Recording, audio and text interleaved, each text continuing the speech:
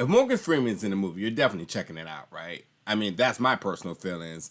And I think that's why we're going to talk about the film that he's starring in alongside of Ruby Rose. And I'm definitely going to give you my thoughts about this one. So let's get into that review right now.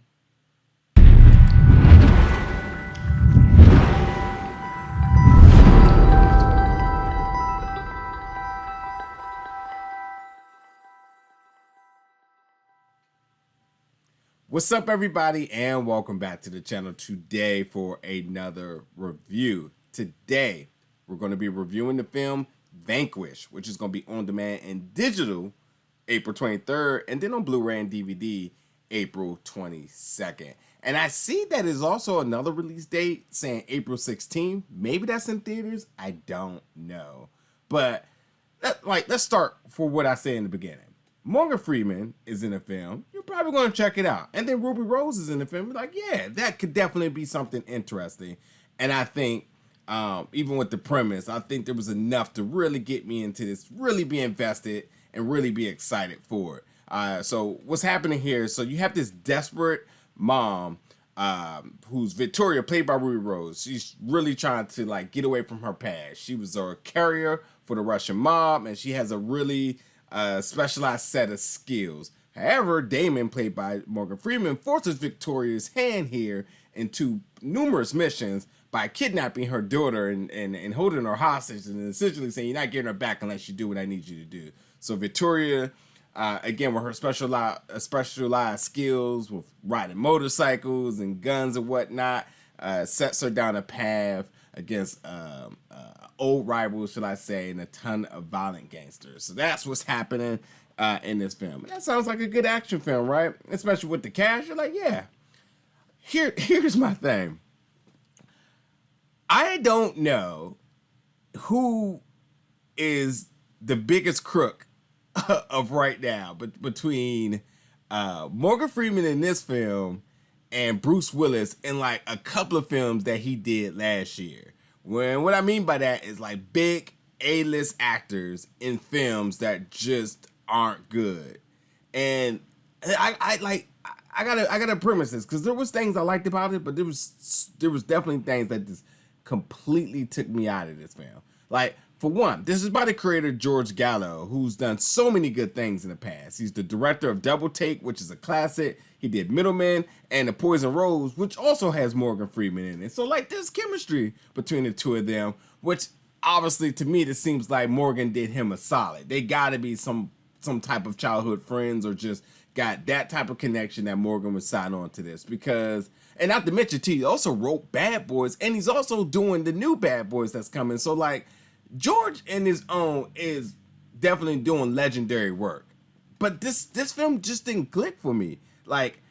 There's definitely money spent as far as the production, obviously with the cast, and then the set location, which is absolutely dreamy, shall I say. But the production just did not look good. To be honest, to be very, very, very, very honest, this to me felt like an audition tape for Batwoman for Ruby Rose. It's almost as if she sent this in and it was we'll give you the role. And we know Ruby Rose obviously isn't in that part and they've already recasted her now. But essentially what she did in that series, she's doing in this. But to be honest, I feel like the CW production was better because there was just things that was just so noticeably off. It leaves you head scratching and it takes you out of the film. Even corny dialogue, I wasn't truly a fan of. And again, there was certain things that I did like as far as with the action. I thought the some of the shots, especially with her on the motorcycle, the action shots with that was pretty good. And then the set location I thought was just bomb. But I just felt like at times it was so corny that I just did not get invested into this film.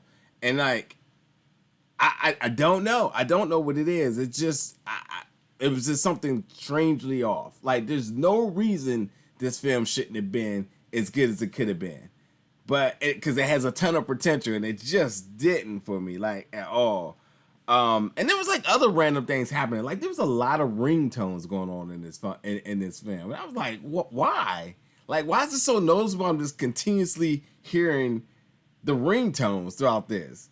And like, also too, I thought the film also opened up in a weird way. Like, the film opened up with credits that went for about 3 or 4 minutes before they shown anything. You know, typically you get a minimum and with some action going on, but it was just nothing but credits the entire time.